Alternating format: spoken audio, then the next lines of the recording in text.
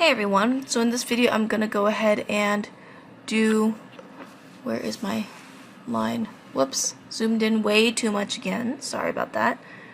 So in this video I'm going to be doing the girl version of the proportions, and I'm going to just be discussing with you guys the differences between the two and how to really differentiate.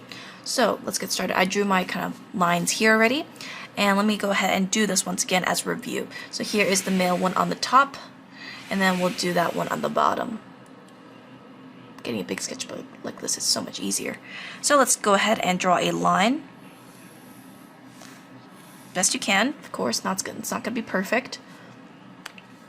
Let's go ahead and divide this into 4. So half, half, half, half. And one more half for the head. And once again, we can go ahead and draw in our head here. Let's go ahead and do the measurements. Let's see, one hand. And for the girl, or from the nose to the pit of the neck is 1 hand. 1 hand length, actually going to be a bit more straight for the female. Then we have the 1 hand down is the sternum. 1 hand down, 1 hand down. And remember, as I mentioned earlier, I'm going to go ahead and compare. When it comes to the guys, rib cage is actually more of a 90-degree angle. When it comes to the girls, for example, it's actually a little bit narrower. You can see that in actual skeletons, by the way. I don't have to repeat myself. But anyways, so now I'm going to divide this in half. And if you remember, we divided this into 3 boxes.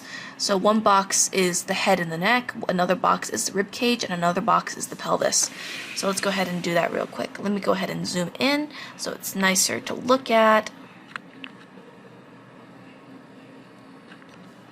Should be good enough. I'm going to be just doing that real quick. So I'm going to take this and then drop it down to the actual pelvis line here. So I'm going to see this as a box, and I'm going to divide this in half. 3-finger gap,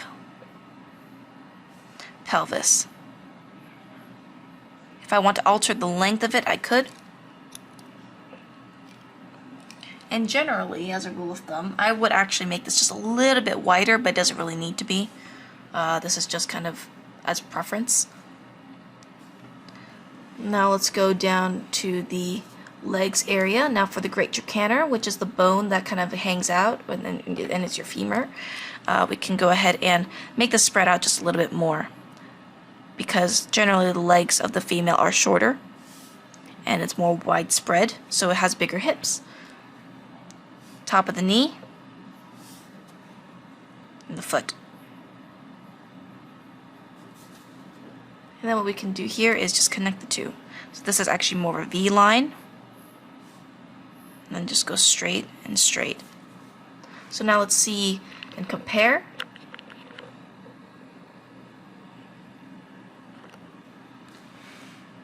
So here is our basic female look. And then here's our basic male look.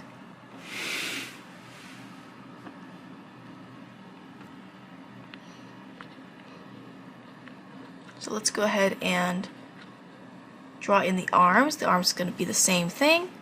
We have our navel around here. Swing it out.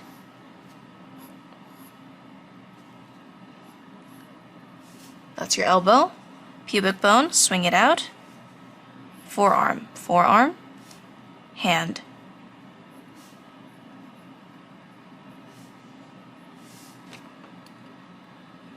And by the way, if you guys are confused about like where the hand is in comparison, oh, is this facing up or facing down?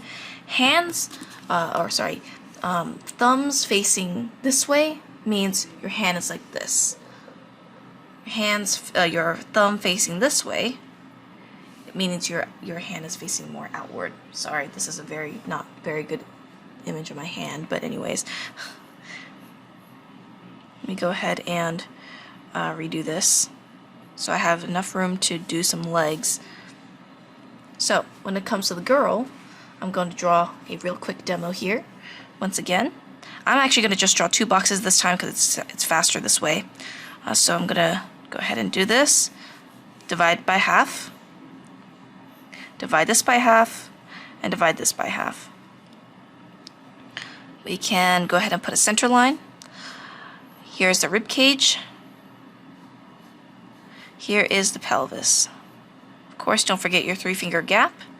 You can make this a little bit wider if you want, because for the girl, it's easier to make her hips wider and therefore kind of stretch out her oblique area. So I should have done that, but oh well, I'll do this for this one. So it's easier to have it, the hips or the waist kind of fan out a little bit, just to kind of give it a nice differentiation. So instead, I'll do that right now. There.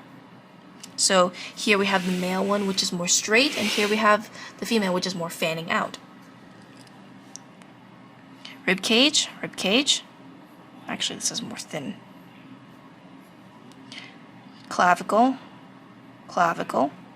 So when it comes to the anatomy of a girl, it's the same as a guy. It's just that we just have more fat pads and smoother features. So when it comes to the girl, you know, we always have our pecs, you know, as usual. Here we have our rib cage muscles, which like our serratus and our latissimus, which is more towards the back. But we're not going to really do that because this is a more simplified version. Here we have the sheath as well, the navel. We have the obliques, which are kind of more out there. And if you want, you can even draw the breasts. The breasts, usually what we do is we kind of just draw the pec here. And then we draw a circle. And we kind of just connect the two together. Now, of course, that just depends on how big it is and, you know, all that stuff. And generally, that would be the kind of rule of thumb. Now, of course, a lot of people tend to make this very exaggerated and therefore make it the centerpiece. If you don't want the breasts to be the centerpiece of your piece, obviously, draw it as if you know it, but don't make it noticeable. So, for instance, there are some outfits that generally, for instance, you know, showing the cleavage and everything like that, or swimwear, for example. There are some outfits that way that want to kind of, that girls like to wear to flatter, or no, to kind of make their chest kind of more flattering to look at. That's kind of like the centerpiece, right? Sorry. That's kind of like the centerpiece. That's meant for the cleavage. I mean, that's kind of like where you look at, no matter if you're a guy or a girl. However, then there's some outfits that are just more conservative. No cleavage at all whatsoever, because that's not the focus. So depending on if you want your character to have more focus on the cleavage, let's say, for example, if the character is like Rangiku from Bleach, for example. She's very seductive, therefore she shows cleavage. That's kind of like, you know, that's kind of like the rule of thumb there. If you have a girl that is like Orihime, for example, from Bleach, I mean, because they're kind of polar opposites in a way. Rangiku is more like open about her image. Orihime is more actually a reserved and shy girl, but doesn't like to have her cleavage be completely shown, and she gets embarrassed about it. But they both have different outfits. So, for example, Orihime is more like a very conservative kind of. I think Hinata would probably be a better example from Naruto. They both have a more covered cleavage, except for some outfits. They wear baggy outfits, you know, not as flattering as Rangiku's outfit or Tsunade's outfit, and it just kind of shows their personality. So it's more like they're genetically endowed, but their personality is very shy and reserved. So that's a bit of a tangent there.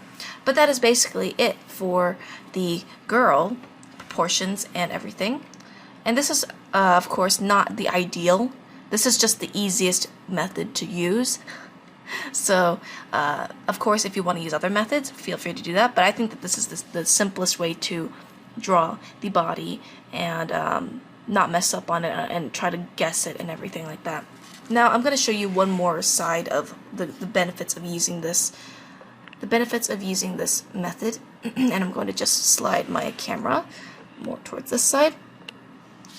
So we're going to use a little bit of the two-box method here.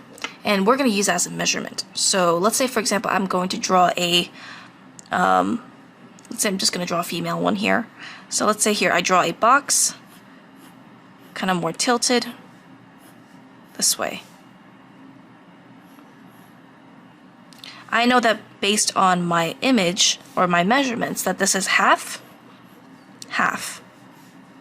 Rib cage, rib cage, pelvis. This is more of a stretch and squish kind of situation, so I'm making this a bit more squished and then making this a little bit more stretched out. Here we have the clavicle, clavicle. You can kind of see where this is going, right? You can kind of make a pose out of any of these two boxes. Then we have the breasts. I'm going to make it kind of just moderate. And this is just a simplified shorthand version of it. So the pecs are still there. I'm just adding form to it. Here we have the center line. We have the navel. Oh, here's the 3-finger gap, by the way. Don't forget that. Here are the obliques that kind of rest on top. And for the hips for a girl, we have the great trochanter. Let's see, we have her leg, let's say, going in front, and then the other leg kind of more shy, going back. So based on the great trochanter, we have another hip. So we have it, or another, like, that they would call it hip dip. So we have hip dips where it's from the pelvis and then the great trochanter. And then we have the adductors, which is the legs, part of the inside of the legs here. And then, yeah. And then we have a little bit of the sits bone, which is basically the buttock area or the glute area. So then we can go ahead and just draw that really, really simply. And of course, I will go over the legs in a bit once we get to that point. And then let's say for the arms, we can kind of just, you know, guesstimate where it would be. Pubic bone here. As long as the hands are about up to here in length, you're good. If you want to draw the arm, you can kind of just draw them as rectangles first and then kind of just simplify them later.